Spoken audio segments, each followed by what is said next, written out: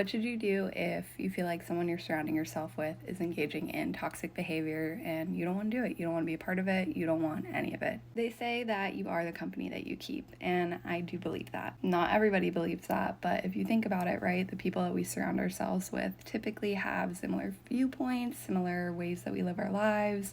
We might make decisions similarly. We might have similar jobs. You might do things similarly. You might do certain activities. You might do certain hobbies. They might be your going out friends, and that's all you do together. There's things within there that some sort of common interest is there with you and this person.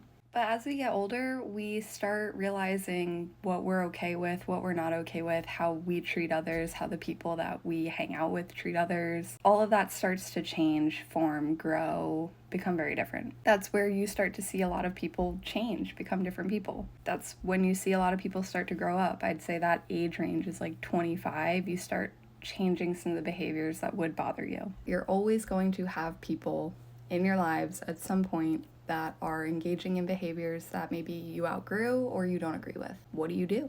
First step, I would say, is maybe try having an open conversation with that person. See what their vibe is. Is this something that they also are kind of no longer wanting to do, growing out of? Is this something that they really enjoy doing, and maybe you coming to them saying that you don't want to do it anymore, is that going to create a rift, right? So many different things that can happen within that conversation. Your best bet is to go about it without a judgmental tone, really, first and foremost, to prevent any type of defensiveness, fights, anything. Not everyone's the same, right? So you going into this, you might feel, these are toxic behaviors, and if you phrase it that way, you might offend that person. So be careful how you phrase it.